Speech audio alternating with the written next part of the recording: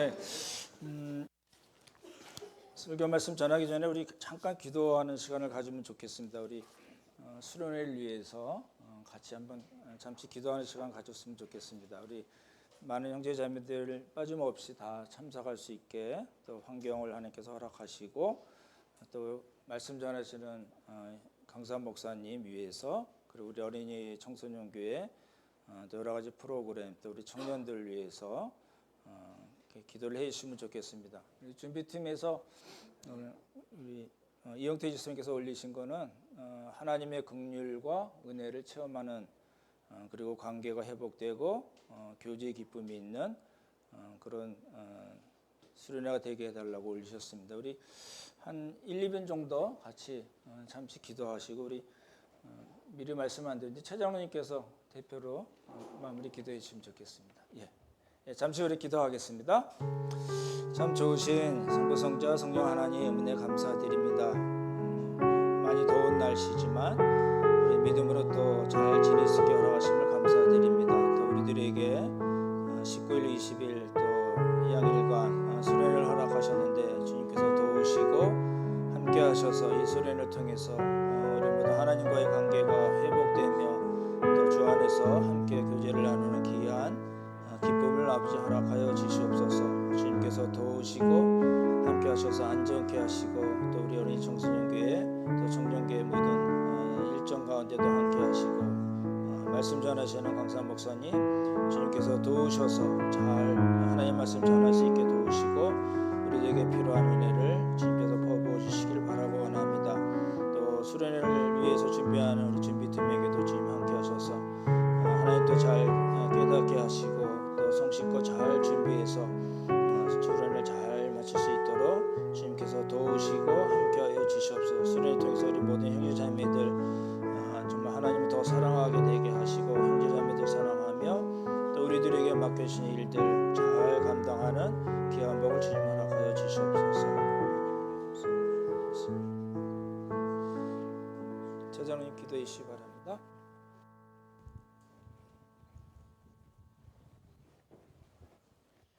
자기 아들을 아끼지 아니하시고 우리 모든 사람을 위하여 내어주신 우리 하나님의 사랑을 찬양하고 찬송합니다.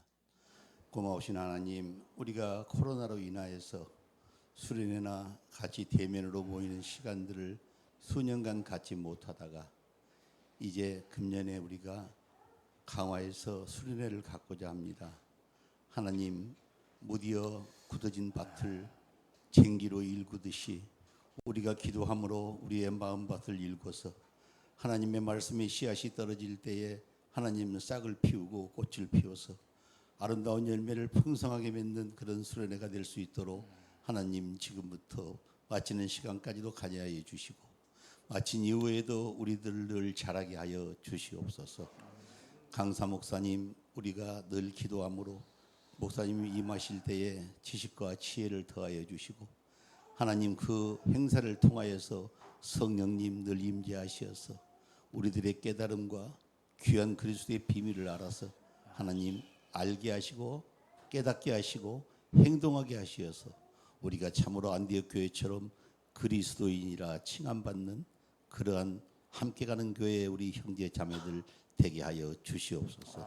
임하는 그 시간까지 하나님 우리가 늘 기도로 준비하게 하시고 우리의 마음밭을 가꾸고 일구는 마음으로 날마다 살아가게 하여 주시옵소서. 감사를 드리옵고 우리 주 예수님의 이름으로 기도합니다. 아멘. 감사합니다. 오늘 오자군교회 삼성 준비하셨나요? 우리 오자군교회 다 같이 일어나셔서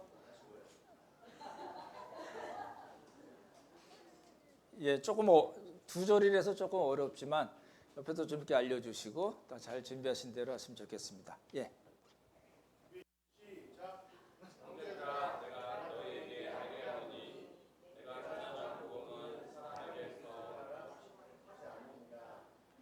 는 것도 아니요 오직 예수 그리스도의 계시로.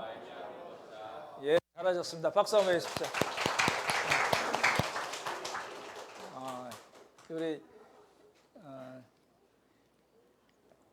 잘하셨어요.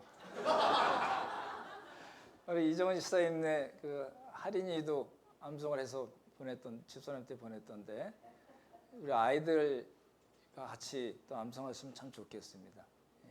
이게 이제 그렇게 암송된 하나의 말씀은 우리 아이들 마음에서 떠나지 않고 살아서 역사하실 줄 믿습니다. 예, 하나님의 말씀 전하겠습니다. 오늘은 이제 10번째입니다. 이제 여러 번 경험이 있어서 이렇게 이제 강해 설교가 쭉 진행이 되면서 이렇게 좀 약간 걱정이 좀 쌓여가는 그 이유는 뭐냐면 이제 이렇게 통으로 이렇게 보시면 좋겠다는 거거든요. 1장을 저희가 5번 말씀을 드렸고 6번째 사마리아, 7번째 안디옥, 그다음에 고넬료, 그다음에 안디옥, 지난주에 바울 그리고 바나바 말씀을 드렸고요. 이제 오늘은 이제 그렇게 세워진 안디옥 교회가 어떻게 했는가를 이제 보려고 하는 겁니다. 그래서 제목 보시면 제목 한번 같이 읽어볼까요? 같이 읽죠. 시작. 안디옥 교회 참 잘하셨습니다. 예, 이 제목으로 오늘하고 다음 주 이제 말씀을 전하겠습니다. 이제 오늘 설교가 조금 어려울 수 있는데요. 이제 잘 들으시면 좋을 것 같아요. 이제 8장에 보면 빌립의 사마리아 성령 사건이 일어나잖아요. 그래서 이제 그걸 통해서 예루살렘 교회가 가지고 있었던 편견이 깨졌다고 말씀드렸죠. 그렇죠? 베드로와 요한을 보냈고 베드로와 요한도 돌아가면서 여러 사마리아 성읍에서 복음을 전했다. 그러니까 교회 차원에서 예루살렘 교회 차원에서는 이제 사마리아 사람들에게 복음을 전하는 것에 대해서 시비 걸 사람은 없게 된 겁니다. 교회적으로는 그렇게 결정이 된 거고. 그리고 9장에 보시면 이제 바울이 그 회심하고 이제 아시죠? 다메섹에서 뭐 나바테 왕국 갔다가 다시 다메섹 갔다가 광주리에서 예루살렘으로 갔잖아요. 그게 첫 번째 회심 후 3년 후 첫 번째 예루살렘에 간 거거든요. 이때 누가 바울을 도와줬어요? 예, 바나바가 이제 그 당시 이제 그 사도들이 다 있었던 게 아닌 걸로 보이고요. 그러니까 베드로와 주의 형제 야고보에게 이제 소개를 했습니다. 그래서 이제 예루살렘 교회가 두 사도가 받아들이고 예루살렘 교회가 받아들였어요. 그래서 바울이 교회와 회당에서 이제 사역을 할 수 있었잖아요. 그 이야기는 뭐냐면 예루살렘 교회가 바나바의 소개를 받고 이렇게 바나바가 이제 다메섹 사건이나 뭐 복음을 계시받고 사도된 것을 대해서 이야기해줘서 바울을 받아들였다는 이야기는 뭔가요?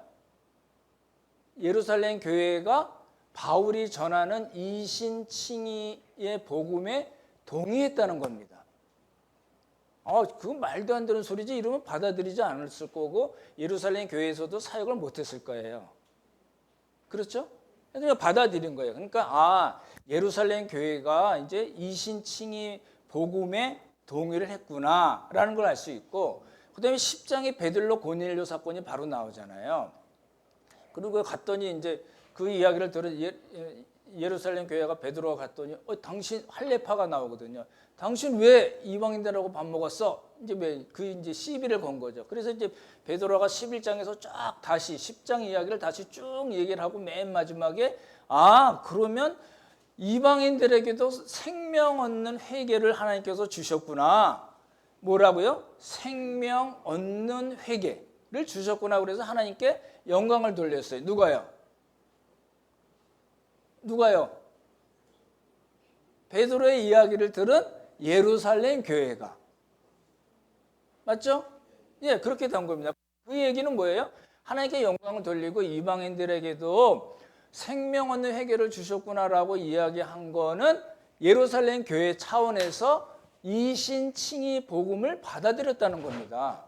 유대인이나 이방인이나 관계없이 오직 믿음으로만 복음을 얻는구나. 하나님의 은혜로만 복음을 얻고 예수 그리스도의 십자가를 믿음으로써만 복음을 얻는구나에 대해서 예루살렘 교회가 동의했다라는 겁니다. 되시죠? 그러면 이제 사마리아 사람들이나 이방인들에게 대해서 다 이제 문을 열고 받아들였어야 되는 건데 이제 사실은 그렇지가 않았다는 겁니다. 이제 여기서 조금 어려워지는 거예요. 이제 그러면 이제 우리가 오늘 어떤 각도에서 보냐면 하나님은 예루살렘 교회가 잘 받아들였어요. 사마리아인이나 이방인은 관계없다. 오직 예수님만 믿음으로써 솔라피데 아시잖아요. 믿음으로써 구원을 얻는다. 잘했어요. 정말 잘한 거예요. 근데 하나님은 왜 예루살렘 교회를 안 쓰고 누굴 썼어요? 안디옥 교회를 썼냐는 거예요. 이게 조금 복잡한 속사정이 있습니다. 오늘 그걸 말씀을 드리려는 거거든요. 안디옥 교회 먼저 이제 생각을 잘 해보시면 좋겠어요. 안디옥 교회와 예루살렘 교회는 어떤 차이가 있었을까요? 그거를 좀 먼저 보시면 좋을 것 같아요.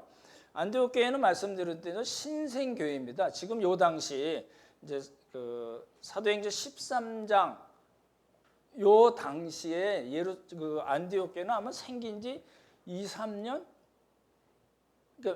그 바나바 그다음에 바울을 데려와서 또 1년 사역하고 얼마 기간 있다가 함께 기도해서 응답받고 1, 2, 3차 전도행이 2, 3년 정도뿐이 안 됐을 걸로 보여요. 많아야 3, 4년 됐을까 말까 일 겁니다. 이게 이제 신생교회예요. 그래서 이제 말씀드렸던 대로 딸 교회입니다. 그렇죠? 엄마 교회가 아닌 딸 교회였고 리더가 몇 명이었죠? 5명이죠. 오늘 13장 1절에 나온 5명이 나오고 이따 소개해 드릴 거고요. 이제 바나바의 사역으로 21절 한번 보실래요? 오늘 읽었던 21절 보시면 같이 읽어보겠습니다. 이제 바나바의 사역이죠. 시작.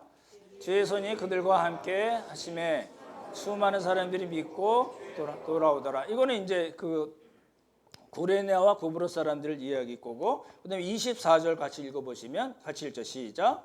하나님은 착한 사람이요 성령과 믿음이 충만한 사람이라 이에 큰 무리가 주께 더하여졌다. 그러니까 앞에는 수많은 사람들, 여기는 뭐예요? 큰 무리. 그다음에 이제 바울을 데려와서 같이 사역하잖아요. 26절 보십시오. 같이 읽죠. 시작. 1년간 모여 큰 무리를 가르쳤고 제자들이 안디옥에서 비로소 그리스도인이라 일컬음을 받게 되었다. 그러니까 수많은 사람이 모였고 큰 무리 이랬잖아요. 꽤 많은 거예요. 그러니까 구레네와 구브로 사람들이 사역해서 또 바나바가 사역해서 또 바나바와 바울이 함께 1년 동안 사역해서 사람들이 많아졌어요. 근데 그 많아져 봤자 이제 표현이 좀 그렇지만 예루살렘 교회만 못했어요. 왜냐하면 예루살렘 교회는 이제 21장에 나오는 사도행전 20장에 나오는데 수만 명이라고 나와 있어요. 말씀드렸던 대로 안디옥은 국제 도시이고 50만에서 한 70만까지 인구가 많았겠지만 누가가 표현한 수많은 사람들 큰 무리라는 거는 뭐 몇십만을 이야기하는 거 아닐 거거든요. 그러니까 이제 이렇게 따지자면 예루살렘 교회와 비교 따지자면 그렇게 많지는 않았어요. 그게 이제 안디옥 교회고 예루살렘 교회는요 보십시오. 우리 이제 그 사도행전 2장부터 시작해서 1장부터 시작해서 예수님의 부활 승천부터 시작해서 오순절 성령 강림이 일어나고 뭐 안전병이가 일어나고 이런 여러 가지 사건들이 일어나잖아요. 그러니까 예루살렘 교회의 구성원들은 예수님의 가르침을 직접 3년 동안 받았던 그렇죠? 12명의 그 제자들이 있었습니다. 제자들도 있고 또 그 외에 예수님을 따랐던 많은 사람들이 있었어요. 어디예요? 예루살렘 교회에. 그렇죠? 예수님으로부터 복음을 가르침을 받고 예수님의 십자가, 부활, 승천을 직접 본 사람들도 많았어요. 500여 형제에게 일시에 부활하신 예수님이 나타나신 일도 있었고 110명의 사람들이 예수님의 승천하는 모습 보고 그 오순절 성령 사건을 경험을 했어요. 그러고 나서 이제 놀라운 기적들이 많이 일어났었잖아요. 또 그리고 성령님의 역사로 3,000명, 5,000명 그리고 날마다 그 수가 더 나오고 이 사람들 어떻게 살았어요? 유무상통한 삶을 살았어요. 그리고 날마다 가정에서 모여서 떡을 떼고 기쁨과 순전한 마음으로 음식을 먹고 하나님을 찬미하고 온 백성에게 칭송을 받더라 라고 돼 있어요. 그렇죠? 그리고 사도들이 사역하다가 감옥에도 갔어요. 근데 기적적으로 풀려났어요. 그렇죠? 그리고 또 사내들인 공회, 그 살벌한 사내들인 공회 앞에서 베드로와 요한이 뭐라고 얘기했어요? 다른 이로서는 구원을 받을 수 없나니 천하 만민 중에 구원을 얻을 만한 다른 이름을 주신 적이 없습니다. 이게 잘못하면 이게 그 표현이 좀 그렇지만 모가지가 날아가는 그런 장면에서 이렇게 아주 강력하게 이야기를 한 거거든요. 감옥에 갇혔고 또 기적적으로 풀려나는 일들이 있었어요. 그러면 이제 이렇게 비교를 해보자면 딸 교회인 안디옥과 엄마 교회인 예루살렘 교회를 비교를 해보자면 그래서 정통성에서 완전히 안디옥 교회가 밀리는 겁니다. 예루살렘 교회는 그야말로 예수님 라인이에요. 그렇게 따지자면. 그리고 이렇게 천국의 열쇠를 준다는 말씀도 들었고, 그렇죠? 그리고 맨파워로 보나 또 성령님의 역사로 보나 이건 그 비교가 안 되는 두 교회였습니다. 이해가 되시겠죠? 그렇죠? 그런데 왜 하나님께서는 이러한 예루살렘 교회를 안 쓰시고 누굴 쓰셨어요? 안디옥 교회를 쓰셨다는 겁니다. 왜 그럴까요? 제가 말씀을 보면서 야 이거 하나님은 제가 그렇게 설교는 그렇게 써놨습니다. 하나님은 아무나 아무 교회나 쓰시지 않는구나 라는 걸 보게 됐습니다. 정말 그래요. 하나님은 뭐가 아쉬워가지고 뭐라도 조금 하면 그래 네가 해 이렇게는 하세요. 그러시죠? 그러십니다. 근데 없으면 안 될 것 같이 우리를 써주시는 거예요. 하지만 하나님도 나름대로 원칙이 있으시잖아요. 아무나 안 쓰시는 하나님이세요. 아무 교회나 그냥 다 쓰시는 하나님이 아니십니다. 오늘 이 예루살렘 교회와 안디옥 교회를 비교해봐도 우리가 알 수 있거든요. 그래서 오늘 왜 하나님께서는 그러한 이 예루살렘 교회가 아닌 안디옥 교회를 이방 선교, 땅끝 선교를 위해서 쓰셨는가를 보려고 합니다. 네 가지인데 오늘 두 가지 말씀드리고 다음 주에 두 가지 말씀드릴 거예요. 첫 번째는 예루살렘 교회에 비해서 예루살렘 교회가 그렇지 않다는 건 아니지만 예루살렘 교회에 비해서 안디옥 교회는 이신칭의 복음에 강했습니다. 제가 지금 뭐라고 말씀드렸어요? 예, 이신칭이 복음에 강했어요. 좀 말이 이상한가요? 하나님의 은혜의 복음, 예수 그리스도의 십자가의 복음, 이신칭의의 복음이라고 좀 표현을 하는데 복음에 강했다고 안디옥 교회가 복음에 강했다고 그런 건 무슨 뜻이죠? 지금 비교를 하자면 예루살렘 교회는 그렇지 않았다는 뜻일까요? 어땠을 것 같아요? 네, 이제 그걸 봐야 됩니다. 아까 조금 전에 말씀드렸지만 베드로도 그랬고 요한도 그랬고 다른 이로서는 구원을 얻을 만한 다른 이름이 주신 적이 없다. 오직 예수 그리스도를 믿음으로만 예수님의 이름으로만 우리가 구원을 얻는다고 얘기를 했잖아요. 그렇지만 이제 잘 보십시오. 그건 이제 지금 베드로와 요한 얘기고 사도들 이야기예요. 그러니까 예루살렘 교회를 이렇게 전체로 보면 그러한 사도들이 있었고 그리고 일반 유대인들이 있었어요. 이제 아마도 사도들의 가르침을 잘 배웠었겠죠. 매일 성전과 교회에서 떡을 떼고 모이고 기쁨과 순전한 마음으로 함께 하나님을 찬양하고 예배하는 그 애찬하고 성찬하는 일들이 예루살렘 교회는 많았잖아요. 그랬던 일반 유대인이 있었던 반면에 또 누가 있었을까요? 예루살렘 교회 안에 이상한 사람들이 있었어요. 누구예요? 바리새파 중에 믿는 사람들. 사도행전 11장으로 얘기하면 할레파가 예루살렘 교회의 구성원으로 있었어요. 이게 때문에 이게 문제가 되는 겁니다. 그러니까 예루살렘 교회는 내부 사정이 조금 복잡했어요. 안디옥 교회는 심플했어요. 그렇죠? 이신칭의 복음에 대해서 아무도 이야기하는 사람이 없이 심플했던 교회인 반면에 예루살렘 교회는 조금 복잡했어요.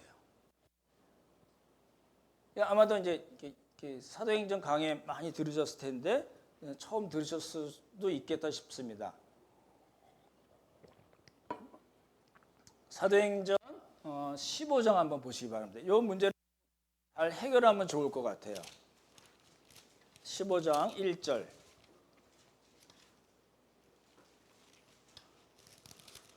같이 한번 읽어볼까요? 15장 1절 하고도 5절 읽을 텐데 1절 5절 같이 읽겠습니다. 시작.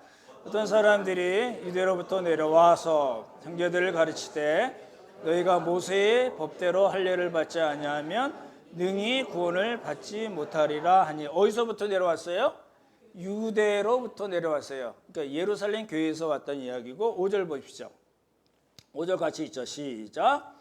바리새파 중에 어떤 믿는 사람들이 일어나 말하되 이방인들에게 할례를 행하고 모세의 율법을 지키라 명하는 것이 마땅하다 하니라. 예, 여기니까 이제 유대로부터 내려온 어떤 사람들, 그죠? 예루살렘 교회에서 내려온 어떤 사람들, 그리고 바리새파 중에 믿는 어떤 사람들이 지금 예루살렘 교회 안에 한 구성원으로 있었다는 이야기예요. 되시나요? 그러니까 예루살렘 교회를 염두에 두시면, 그림을 그리시면 사도들이 있었고 또 일반 유대인들이 있었고 그리고 바리새파 출신이었던 사람들 중에 예수님을 믿게 된 사람들이 있었어요. 그 사람들이 예루살렘 교회를 형성하고 있었다는 겁니다. 그렇죠? 근데 이 사람들은 사실은 지금 예루살렘 교회의 그 대표격인 야고보가 보낸 사람들은 아니에요. 자기들의 열심으로 율법을 또 할례를 주장하고 율법을 믿는 그 열심으로 예루살렘에서 그 먼 안디옥까지 가서 그렇게 시비를 건 사람들이에요. 그래서 이제 예루살렘 공회가 벌어진 거거든요. 그러니까 이제 그렇게 생각할 수 있겠죠. 예루살렘 교회 안에는 말씀드렸던 대로 사도들, 일반 유대인들, 그리고 바리새파 사람들이 있었잖아요. 이걸 조금 더 간단하게 말씀드리면 예루살렘 교회 안에는 이렇게 이거 뭐죠? 이렇게 둘로 나누자면 한쪽에는 복음파가 있었어요. 복음주의가 있었고요. 한쪽에는요 율법파가 있었어요. 이렇게 그런 말을 쓰는지 모르지만 율법주의가 있었어요. 요것 때문에 이제 문제가 된 겁니다. 예루살렘 교회는 그래서 속자정이 조금 복잡했어요. 거기서만 이제 끝나면 모르는데 또 복잡한 일이 이렇게 계속해서 아주 오랜 기간 동안 예루살렘 교회의 그 속사정이 있었던 걸 우리가 볼 수 있습니다. 21장 한번 보십시오. 사도행전 21장입니다.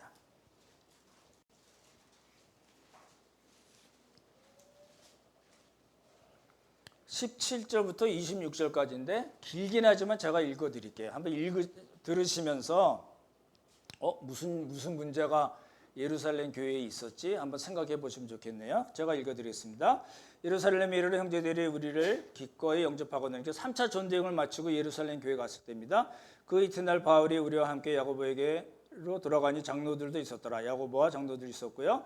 바울이 문안하고 하나님이 자기 사역으로 말미암아 이방 가운데서 하신 일들을 낱낱이 말하니. 그러니까 바울이 보고한 거는 하나님이 이방 가운데서 행하신 일들입니다.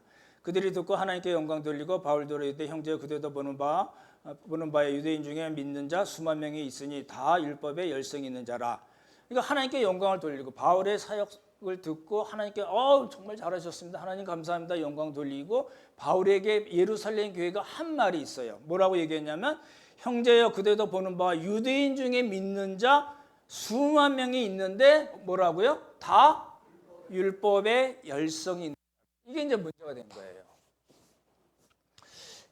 유대인으로서 예수님을 믿게 됐어요. 바리새파 출신, 그중에는 특별히 바리새파 출신들은 지금도 할례, 율법, 준수, 음식, 청결법을 버리지 않았던 사람들이에요.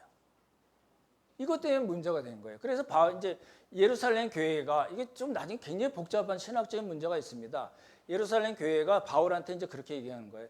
이렇게 수만 명이 있는데 이 사람들이 듣기에 바울 당신이 모세를 배반하고 할례하지 말고 율법을 안 지켜도 된다고 가르쳤다고 이 사람들이 다 알고 있으니까 이 사람들의 오해를 불식시키기 위해서 당신이 이제 네 사람이 나실인 서약을 한 사람이 있거든요. 이 사람들을 같이 정결의식을 행하고 이제 그 돈이 많이 드는 방식이었거든요. 그 돈을 바울 당신이 내주면 이 수많은 사람들이 당신에 대해 알고 있었던 것을 아마 오해를 풀 거다 이렇게 얘기를 한 거예요. 근데 바울이 그걸 받아들였어요. 이게 이제 문제가 되는 거예요. 이게 굉장히 복잡한 신학적인 문제가 있어요. 나중에 이제 기회가 되면 자세히 말씀을 드릴 텐데 어찌 됐든 간에 예루살렘 교회 안에는 그런 복잡한 사정이 있었고 그리고 예루살렘 교회가 바울한테 이야기한 걸 바울이 받아들여서 그 사람들과 같이 결례를 행하고 머리 깎고 뭐 이런 그 사람들이 먹을 때 드는 모든 비용을 대줬어요. 그래서 이제 두 가지로 해석을 합니다만 이제 나중에 말씀을 드리고 이만큼 예루살렘 교회는 어떻게 하지 못했어요? 심플하지 못했어요. 뭐에 심플해야 돼요? 복음이 무엇인가에 대한 아주 단순성이 있어야 되고 순수성이 있어야 되는데 예루살렘 교회는 그렇지 못했습니다. 그래서 이 예루살렘 교회는 그런 복잡한 사정 때문에 이방인들을 받아들일 만한 품을 만한 힘이 없었어요. 복음을 전해서 그 사람들을 받아들여서 들어오면 어떻게 해요? 복잡한 문제가 계속 발생하겠죠. 너 왜 할례도 안 한 것이 우리 식으로 얘기하면 보신탕 이런 거 뭐 많은 음식 정제법이 있잖아요. 그거에 대해서 시비를 걸 거고 그렇죠? 예. 왜 율법을 안 지키냐고 또 시비를 걸 거고 그러면 그 예루살렘 교회 하나가 계속 싸움이 일어날 수밖에 없었던 그런 상황입니다. 이해가 되시겠죠? 예, 그런 상황이었어요. 그래서 예루살렘 교회에서는 유대인들과 함께 식사조차 못하는 그런 상황이었습니다. 근데 잘 아시다시피 안디옥 교회에서는요. 유대인이나 이방인이 아무 관계없이 같이 식사하고 애찬하고 예배드리고 교제하고 말씀 나누고 말씀 배우고 말씀 가르치고 했던 일들이 아무 문제가 없었다는 거잖아요. 그런데 예루살렘 교회는 그렇지 못했다는 거예요. 안디옥 교회에서 나중에 이제 2장 11절에 나오지만 베드로가 예루살렘 공부 끝난 다음에 안디옥 교회 또 갑니다. 먼 700km 넘는 데 가가지고 이방인들하고 같이 밥 먹고 애찬하고 성찬하고 말씀 나누고 교제 나누고 그랬어요. 그러다 나중에 외식 사건이 터지는 거거든요. 그렇게 봐야 되는 거예요. 그래서 이제 이 안디옥 교회는 몇 명, 5명뿐이 안 되는 지도자가 있었지만 이신칭이 복음에 강했다. 아무 문제가 없었다. 유대인들이나 이방인들이나 관계없이 예수님만 믿음으로써 구원을 얻고 하나님의 자녀가 되고 아무런 차별이 없다라는 것이 명백했다는 겁니다. 그런데 예루살렘 교회는 그러지 못했기 때문에 하나님 입장에서는 누굴 쓸 수 있을까요? 지금 땅끝 선교를 말씀드리는 겁니다. 이방 선교, 땅끝 선교에 있어서 예루살렘 교회는 그런 복잡한 사정이 있었기 때문에 하나님이 쓰실 수가 없었던 거예요. 그래서 누굴 쓰셨어요? 안디옥 교회를 쓰신 겁니다. 이제 이걸 좀 명확하게 우리가 할 필요가 있다는 겁니다. 근데 이제 문제는 뭐냐면 복음에 강했다고 하나님이 다 쓰셨을까요? 그건 또 아닙니다. 그래서 이제 네 가지를 이제 봐야 되는 거예요. 그래서 첫 번째 복음에 강했다라는 걸 말씀을 드렸고 복음에 강했다고 하나님이 다 쓰신 거는 아니라는 거예요. 그게 이제 우리가 중요시 여겨야 될 이야기입니다. 두 번째 말씀드릴 건 안디옥 교회는 복음의 뭐라고요? 그 안디옥 교회를 섬기는 리더들이 확실했습니다. 제가 표현을 좀 그렇게 말씀드렸는데 리더들이 확실했어요. 어느 교회는요? 안디옥 교회는. 예루살렘 교회는 확실하지 못했습니다. 그 복잡한 문제를 사도들이 다 해결하지 못했어요. 못하고 계속 간 거예요. 계속 가니까 그냥 유대인들에게만 복음을 전해서 수만 명이 생겨난 것뿐이지 지금 이방 성교회는 예루살렘 교회가 전혀 타치를 못했던 겁니다. 그렇게 보셔야 될 것 같고, 리더들이 확실했다라는 겁니다. 보십시오. 우리 한국 교회 이제 여러 가지 뭐 이야기를 많이 하잖아요. 많이 하는 가운데 리더십 이야기를 많이 합니다. 제가 2001년 그 전에 리더십에 대한 이야기들이 굉장히 많이 있었습니다. 뭐 리더십 스쿨도 많이 생기고 그랬었는데 지금 봐도 한국 교회는 사실 성경적인 리더 그다음에 섬김의 리더에 대해서 굉장히 목말라 하고 있습니다. 그렇게 보여요. 우리 고장로님이 그 책 내신 것 중에 인디어런스라는 책이 있습니다. 굉장히 좋은 책입니다, 진짜로요. 그 영국의 탐험가죠, 어니스트 세클턴 이야기입니다. 그 어니스트 세클턴의 위대한 실패 맞죠? 예. 이제 630일 동안 제 기억엔 그런데요. 27, 8명의 탐험하던 사람들이 이제 여러 가지 있었던 일들을 나온 이게 그 TV에도 좀 나온 거 봤고요. 굉장히 유명한 책입니다. 인디어런스. 사서 보시기 바랍니다. 요즘도 책 나오죠. 예. 굉장히 좋은 책으로 저도 읽으면서 굉장히 많은 감동을 받았었는데 이제 그런 문제, 그러니까 어느 사회나 안 믿는 분들의 사회나 교회나 사실은 가장 중요하다고 이야기할 수 있는 부분은 리더십입니다. 근데 이제 조심해야 될 게 있어요. 제가 항상 말씀드리지만 리더십만 강조하다 보면 리더십 아닌 분들에 대한 헌신은 또 얘기 안 하잖아요. 그러면 안 됩니다. 균형이 있어야 돼요. 그렇죠? 분명히 균형이 있어야 되지만 안디옥 교회 지금 우리가 보는 왜 안디옥 교회를 사용하셨는가를 이야기할 때 리더십을 이야기하지 않을 수 없습니다. 그렇죠? 우리 보십시오. 예루살렘 교회는 그랬고 해결하지 못했어요. 안디옥 교회는 너무너무 훌륭한 리더십들이 있었어요. 우리 함께 가는 교회는 어떨까요? 저는 뭐 예루살렘 교회나 안디옥 교회 별 관심 없습니다. 벌써 없어진 교회니까 성경 기록에만 남아 있으니까 우리 입장에서는 우리 함께 가는 교회가 문제잖아요. 그렇죠? 우리 그 함께 가는 교회는 복음에 강한가요? 저는 그렇다고 봅니다. 여러분 모두 다 그러신 걸로 봅니다. 그렇죠? 그럼 우리 리더십은 어떤가요? 우리 함께 가는 교회의 리더들은 어떠신가요? 저 보지 마시고요. 여러분 작은 교회 리더들 보십시오. 이제 그런 거예요. 이제 뭐냐면 한국 교회는 보통 그런 게 있는 거예요. 이제 힘들잖아요. 날씨도 덥고 힘들고 일주일 동안 고생하고 교회 왔는데 예배 시간에 뭐 이렇게 야단치고 그런 거 말고 참 웃기기도 하고 막 감동 주기도 하고 이런 예화를 들어가지고 뭐 이런 막 눈물이 흘러나게 하고 막 이런 분들 되게 좋아하잖아요. 보통 그러시죠? 그러시잖아요, 그죠? 네. 저는 안 그래요, 별로. 근데 이제 그게 문제가 될 수가 있어요. 자꾸만 그렇게 목사들이 막 그쪽으로만 나가면은 웃음도 주고 뭐 감동도 주고 막 만족을 시키는 쪽으로만 간다면은 뭐가 빠지냐면 헌신. 관중으로서의 만족도는 높은데 같이 함께 일하는 일꾼으로서의 그 가능성은 굉장히 떨어질 수밖에 없습니다. 리더십을 얘기할 때 그래서 말씀드리는 겁니다.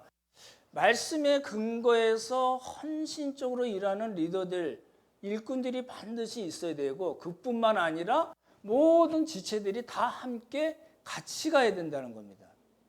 이게 밸런스가 안 맞으면 이게 들만 번쩍번쩍 하는 거예요. 그거는 아니라는 거죠. 그건 성경적인 건강한 교회가 절대 아닙니다. 그렇죠? 그러니까 리더십을 이야기하더라도 그렇죠? 리더뿐만 아니라 온 교회가 함께 일을 할 수 있어야 된다는 겁니다. 제가 앉아서 이제 그런 생각이 들었어요. 아, 예배를 이제 작은 교회별로 이제 한 달에 한 번씩 이렇게 주관해서 뭐 찬양, 뭐 기도, 뭐 특성도 좋고 다 그렇게 했으면 좋겠다는 생각이 들었습니다. 나중에 또 말씀을 드릴게요. 보십시오. 그러면 안디옥 교회 그 일꾼들은 몇 명이라고 했다고 그랬죠? 예? 예. 보십시오. 13장 1절입니다. 우리 같이 한번 읽어볼까요? 13장 1절. 여기도 있네요. 우리 같이 한번 읽겠습니다. 시작.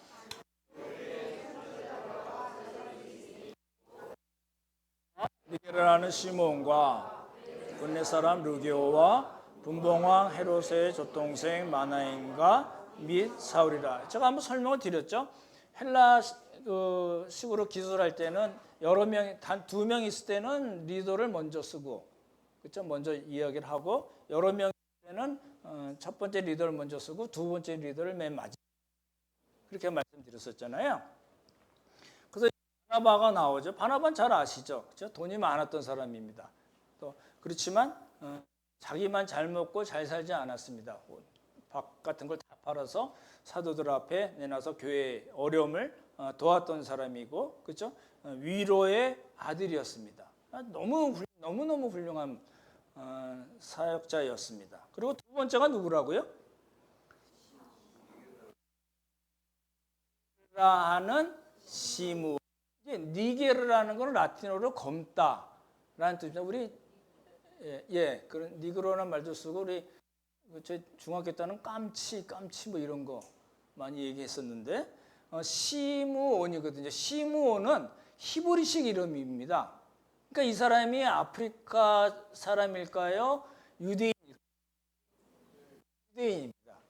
유대인인데 피부색이 굉장히 검으니까 까만 애네 그렇게 표현한 겁니다. 그래서 니게르라 하는 시므온. 그러니까 바나바도 유대인이었고 그다음에 니게르라 하는 시므온도 유대인이었습니다. 그렇죠? 예, 그렇게 보시면 좋을 것 같고 세 번째 사람이 누구죠? 구레네 사람. 구레네 생각나시죠? 구레네와 구브로 출신의 유대인들이 안디옥에 가서 헬라인들에게도 복음을 전해서 기독교 역사상 첫 번째 다인종 다문화 교회가 생겼다 말씀드렸잖아요. 그때 그 구레네입니다. 그렇죠? 구레네 사람 루기오. 그래서 이 사람을 안디옥 교회에 가서 복음을 전했던 사람이 아닐까라고도 생각합니다. 이렇게 확정적으로 얘기하기는 어렵지만 그렇죠? 예, 그래서 세 번째 사람이 그렇고 네 번째 사람이 조금 설명이 길죠? 누구죠? 분봉왕 헤롯의 젖동생 마나입니다. 마나에는 히브리식 이름 메나헴을 유대식으로 표기한 겁니다. 다시 이제 원래 히브리 이름이 있는데 그걸 유대식으로 표현했어요. 뭐라고요? 그러니까 이 사람이 어디 사람인가요? 유대인인가요? 이방인인가요? 이 사람도 유대인입니다. 젖동생은 뭐냐면 이제 이 마나인이 그 분봉왕 헤롯, 이게 헤롯 안티파스입니다. 나쁜 XX죠. 그죠? 예. 그래서 함께 자라난 겁니다. 왜 그런지 모르지만 함께 양육을 받은 사람이란 뜻으로 젖동생입니다. 젖을 같이 먹고 자랐다라고 보기는 조금 그런 것 같고요. 이렇게 함께 양육을 받은 궁중에서 함께 헤롯 안티파스와 양육을 받은 사람이란 뜻으로 이야기하는 겁니다. 그러니까 보십시오. 이 사람 저 예수님이 여우라고 부른 사람이에요. 예수님을 신문했던 사람이에요. 그죠? 그러니까 이제 같이 자랐는데 같이 친구로서 친밀하게 자랐는데 한 사람은 예수님께서 여우라고 부르신 그런 사람이 됐고 한 사람은 안디옥 교회를 섬긴 그런 일꾼이 된 겁니다. 같이 자라서도 이렇게 끝이 다릅니다. 제가 오늘 아침에 어린이교회 이렇게 갔는데 우리 이영우 집사님이 진우죠? 진우를 이렇게 안고 뭐 하시다고 해서 진우 잘 있었나 이렇게 했는데 위에서 이렇게 안고서 토닥이면서 기도를 해주고 계시더라고요. 제가 그거 보면서 야 이거 목사도 이렇게 우리 집사님들 붙잡고 안고서 기도를 해야 되나 생각이 들면서 기도로 양육을 봐야 되는 아이는 결코 하나님께서 버리지 않고 크게 사용하신다. 그렇게 생각이 들었습니다. 여러분 보십시오. 10년 후에 보십시오. 20년 후에 보십시오. 우리 진우가 어떻게 변했을까? 변했다는 말 죄송합니다. 얼마나 잘 자랐을까? 그런 겁니다. 그러니까 같이 자랐는데도 불구하고 어떤 사람은 하나님의 원수로 살고 죽어버리고, 그렇죠? 한 사람은 하나님께 크게 쓰임 받아서 땅끝 선교에 쓰임을 받은 그런 사람으로 됐다는 겁니다. 그게 이제 마나인 이야기고, 그다음에 다섯 번째 우리가 잘 아는 사울, 바울이죠. 이 누구죠? 역시 유대인이죠. 그렇죠? 그러니까 보십시오. 그러니까 인종적으로는 제가 왜 자꾸 유대인을 강조하냐면 자료들 보면은 다 이렇게 다 안디옥 교회가 다인종이기 때문에 지도자들도 다인종이라고 얘기하는 분들이 많은데 그렇지 않기 때문에 그렇습니다. 다 유대인들입니다. 다 유대인인데 출신이나 고향이나 성장 배경이나 재산이나 문화적 그런 배경들은 다 다르다는 겁니다. 그렇죠? 어디 사람은 섬에서 온 사람도 있고, 그렇죠? 길리기아 다소 온 사람도 있고, 팔레스타인 출신도 있고, 아프리카, 구레네에서 온 사람도 있고, 다양하지만 그죠? 공통점이 있습니다. 뭐가 공통점이죠? 안디옥 교회 다섯 지도자들은 무슨 공통점이 있었죠? 유대인이고 또 복음에 헌신적이었던 사람입니다. 복음, 교회, 성도에 자신을 다 바친 사람들이었습니다. 이 사람은 이제 제가 설교를 준비하면서 고민이 되는 거예요. 이렇게 이제 목사는 틀린 소리 안 하잖아요. 이렇게 이야기하는 거하고 저도 그렇고 여러분들하고 이 괴리감이 있잖아요. 그러시죠? 우리 찬송 부를 때도 걸리는 게 뭔가요? 내게 있는 모든 것을 주께 바치나 이러는데 나는 별로 바치는 게 없는데 이런 괴리감이 안 느껴지시나요?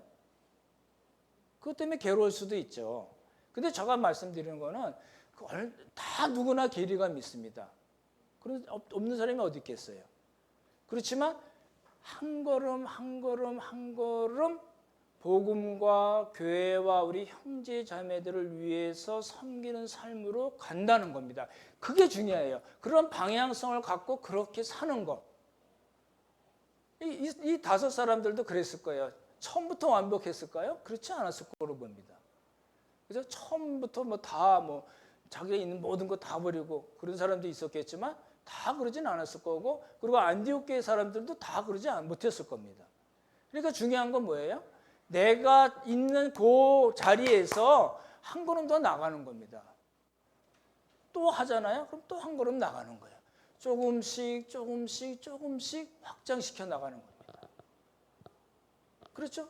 그게 이제 리더십의 문제를 이야기하면서 우리 모든 온 교회의 이 헌신을 같이 이야기할 수밖에 없는 이유입니다. 그렇죠? 그럼 이제 오늘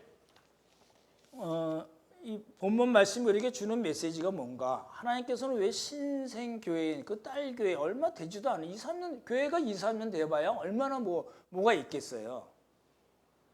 그죠? 3-40년 돼도 하나님이 쓰시려면 저거 어떻게 쓰나 이렇게 되는 교회들이 수두룩 빽빽일 텐데, 그죠? 2-3년, 3-4년 뿐이 안 된 그 교회를 하나님께서 예루살렘과 온 유대와 사마리아 땅끝까지 할 때 그 땅끝 선교에 왜 쓰셨는가라는 이야기입니다.